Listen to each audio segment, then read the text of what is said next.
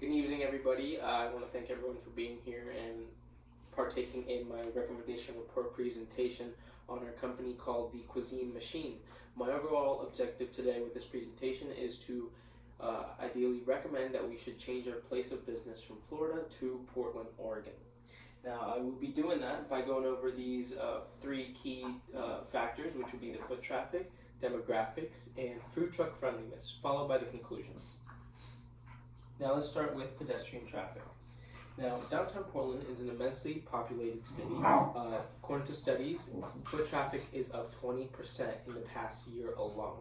That's a huge factor to take in for a food truck business, considering that most of our clientele is pedestrians. There's over 97,000 people working in downtown Portland at the moment, and over 5,000 hotels there with an 81% occupancy, meaning that this is an area that there's a lot of tourism happening, which is also provoking other hotel companies to come and establish their business here. Now, there's a variety of highly populated areas within the city. We have the food truck pods, the business district, farmers markets, bars and nightclubs, festivals, and different sporting events. All these different venues would be perfect hotspots for food trucks to accumulate the most amount of clientele possible. Now, we're going to move on to the demographic inside Portland, Oregon. Now, the population of Portland is 635,000 people. It's the third most populated city in the Pacific Northwest region. Now, the median age, according to the U.S. Census Bureau, is around 37 years old, with 69% of the population being between the ages of 18 to 64. The reason that median age and that age gap is so vital to us is because, based off of studies and surveys, the food truck industry gets most of its clientele from people from the median age of 35. So, because our clientele is around 35 and the average age in Portland is 37, that's a really good connection between their age group and versus what we're looking for with our demographics. Now, they also have a very, very strong food culture in Portland, Oregon. They're very well known to be food orientated. They actually host an annual festival called Feast Portland, which is where different food trucks, different restaurants, different chefs from everywhere come around and let people taste their food. You pay an admission fee. The cool thing is all that money goes to a non-profit charities where they donate a bunch of food to people in need and hunger within the U.S. Now, food truck friendliness. This one is very important. This one deals with how easy it is to establish business there regarding fees, processes, and different things like that. Excuse my dog, he's going kind of crazy. Now, obtaining permits and license. There's 22 different procedures in Portland alone, with 15 trips to offices and $1,800 in fees paid. Its overall rank is number 8. Now, the $1,800 fee paid is one of the lowest fees around all cities in the U.S. Most of them can range upwards of $20,000. Now, complying with restrictions.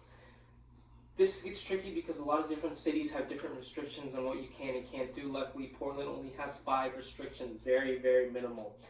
There's 0 foot proximity restrictions. They rank number 3 in this aspect. Now, operating a food truck in general, they only are required to do 7 trips to city agencies with 7 different procedures. The average cost to operate the food truck is $5,410. Now, it may seem like a lot, but when you compare that to different places such as Orlando, where it is 20 trips, 10 different procedures, and over $20,000 in fees. Concerns. Now, of course, with all these benefits, there's bound to be major concerns. Competition. Like I said before, Portland is a huge food-orientated place. Many food truck companies tend to migrate over there because of how well known they are. Thus, this will create a lot of different competition. There's almost an oversaturation of food trucks there. Now, the way I feel that we can battle this is to stay true to our practices and our ways with quality and pricing. I believe that if we continue along the path of the way we make our food and the way we market it, we can definitely establish a good clientele and compete with all the high competitors within that city. Now, there's also another concern, which is Portland's plan for major development. Like I said before, how there's a lot of tourism there and a lot of hotels want to come in and start developing there. With all this development and population growth spurring out of nowhere, it's causing less room within the city, so it can start to get a little hectic as far as where we can park, where we can establish ourselves, and the way I feel like we can battle this is to kind of be proactive and find out where there'll be the most development and where we can kind of work around it. My overall conclusion is I think it'd be very beneficial for our company, the Cuisine Machine, to move from Florida to Portland, Oregon, for three main reasons, including foot traffic, demographics, and the easiness to operate a food truck there. I believe it will cause a lot of financial revenue. It'd be super beneficial to our company in general. Thank you very much, guys. If you have any other questions, feel free to let me know, and I hope you will highly consider this recommendation.